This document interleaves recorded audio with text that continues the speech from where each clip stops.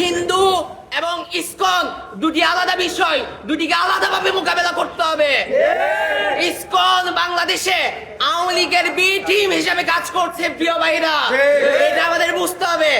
যেখানে আমরা দেখতে পাচ্ছি মসজিদের ইমাম, মসজিদের খতিব থেকে শুরু করে কোন সাধারণ শিক্ষার্থীও যারা ইসলামের পক্ষে কথা বলছে, যারা দ্বীনের পক্ষে কথা বলছে, তারা আজকে নিরাপদ নয়। জিন্দাবাদ জিন্দাবাদ, দ্বীন ইসলাম, দ্বীন ইসলাম। নারায়ে তাকবীর, আল্লাহু আকবার, নারায়ে তাকবীর, আল্লাহু আকবার, নারায়ে তাকবীর, আল্লাহু আকবার। বর্তমানে যে ঘটনাটি ঘটেছে ইমাম সাহেবের সাথে, এই ঘটনাটি আমাদের দেখতে হতো না। আমরা পুরো দেশে তাদের এই সন্ত্রাসী কর্মকাণ্ডের ধীরে ধীরে আস্ফালন দেখতেই পাচ্ছি, কিন্তু প্রশাসনের থেকে কোনো প্রকার তারা উদ্যোগ নিচ্ছে না। বান্ডেল থাকলে প্রতি সেনমানিতে টাকা বাঁচবে। বিকাশ সেনমানি বান্ডিল কিনে জিতুন প্রতি লেনদেনে। আমরা সুস্পষ্টভাবে বলতে চাই, আমরা মুসলমান যারা আছি, আমরা এইসব হুমকি ধামকি কিংবা দুই একজনের এরকম আহততে আমরা ভয় পাই না। আপনারা যদি এরকম ভাবে চালিয়ে যান, আমরা হুঁশিয়ার করে দিতে চাই, আমরা কিন্তু কঠোর হতে বাধ্য হব। কিন্তু মুসলিমরা শান্তিকামী, মুসলিমরা শান্তিপ্রিয়, আমরা কোন প্রকার অরাজকতা, কোন প্রকার নৈরাজ্য আমরা চাই না। 5ই আগস্টের আগে শেখ হাসিনা ইসকনকে কিভাবে তারা সাহায্য করে গেছে, যেদিকে যাবেন সেদিকেই দেখবেন জমি দিয়ে, অর্থ দিয়ে, লোকবল দিয়ে হাসিনা তাদেরকে সাহায্য করে গেছে। শেখ হাসিনা যাওয়ার পর এসব আওয়ামী লীগের B team, C team, D team সবগুলো পাগলের ন্যায় উৎপাত শুরু করে দিয়েছে। বিভিন্ন রকম চেষ্টার মাধ্যমে দেশে একটা অরাজক পরিস্থিতি সৃষ্টি করার চেষ্টা করছে। তারা উস্কানি দিচ্ছে, তারা অ্যাডভোকেট আলিফকে হত্যা করেছে। মুসলিমরা, শান্তিপ্রিয় মুসলিম জনতা কি ধৈর্যের প্রতিফলন দেখাইছে, কিভাবে ধৈর্য নিয়ে এই জিনিসটা মোকাবেলা করছে। তারা একের পর এক ধর্ষণে, একের পর এক সাম্প্রদায়িক উস্কানিতে তারা নিজেদেরকে সম্পৃক্ত করেছে। ধর্মপ্রিয় মুসলিম জনতা এর বিরুদ্ধে কোন রকম শক্ত অ্যাকশন নেয় নাই। তারা যেভাবে উস্কানি দিতে চাচ্ছে, কিন্তু সেই উস্কানিতে মুসলিম জনতা কোন রকমে পা দেয় নাই। কিন্তু তারা এটার সুযোগ নিয়ে তারা বারবার আস্ফালন দেখাচ্ছে।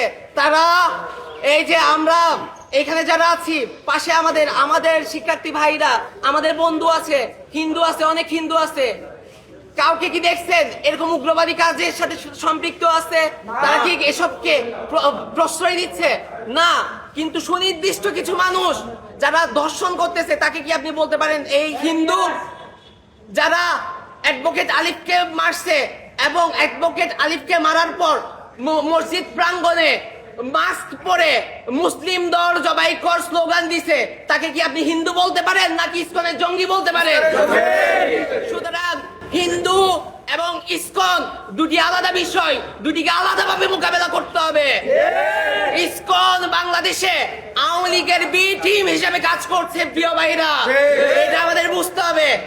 আমরা যখন বলি বিভিন্ন রাজনৈতিক সংগঠন দেখা গেছে ভারত বিরোধিতার উপর দাঁড়াই আছে, তাদেরকে যখন বলি ভাই ভারত বিরোধিতাটা আপনারা কেমনি করবেন, কেমনি ভারতীয় আগ্রাসন থেকে বাংলাদেশকে মুক্ত করবেন, তারা শুধুমাত্র স্লোগানে বলে হচ্ছে ভারত বিরোধিতা, ভারত বিরোধিতা।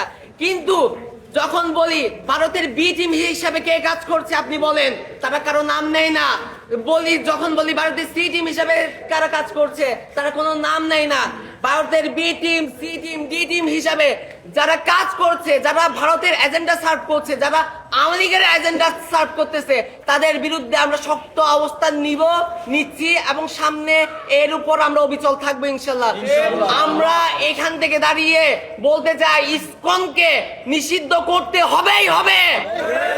এবং বাংলাদেশে যদি ইসকনকে নিষিদ্ধ করা না হয়, তাহলে অ্যাডভোকেট আলিফের রক্তের সাথে বেঈমানি করা হবে। মুসলিম জনতা এই বেঈমানি মেনে নিবে না, না, না। ইনশাআল্লাহ বাংলাদেশের দৃঢ় জবাব দিবে ইনশাআল্লাহ।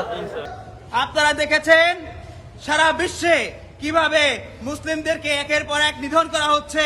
বিভিন্ন ইসলামিক কালচারের উপরে, ইসলামিক বিভিন্ন রুলসের উপরে তারা বিভিন্নভাবে আক্রমণ করছে। শান্তিপ্রিয় মুসলমানদেরকে কিভাবে তারা নিগৃহ করছে। এই পর্যায়ে এসে বাংলাদেশকে ফ্যাসিবাদ মুক্ত করার পরেও বাংলাদেশকে ভারতীয়দের যে প্রভাব প্রতিপত্তি ছিল সেই প্রভাব থেকে মুক্ত করার পরেও কেন আজকে আমাদেরকে এই ইসকনের আগ্রাসন দেখতে হবে? এই বাংলার প্রশাসন কি করছে এখন? যেখানে আমরা দেখতে পাচ্ছি মসজিদের ইমাম, মসজিদের খতিব থেকে শুরু করে কোন সাধারণ শিক্ষার্থীও যারা ইসলামের পক্ষে কথা বলছে, যারা দ্বীনের পক্ষে কথা বলছে, তারা আজকে নিরাপদ নয়। আজকে আমরা বরিশাল বিশ্ববিদ্যালয়ের শিক্ষার্থীবৃন্দ সহ আশেপাশের যারা মুসল্লি কেরাম এসেছেন তাদেরকে সবাইকে নিয়ে আমরা এক কণ্ঠে বলতে চাই, এই বাংলাদেশে কোন আগ্রাসনের, কোন উগ্রবাদীদের কোন জায়গা এই বাংলায় হবে না।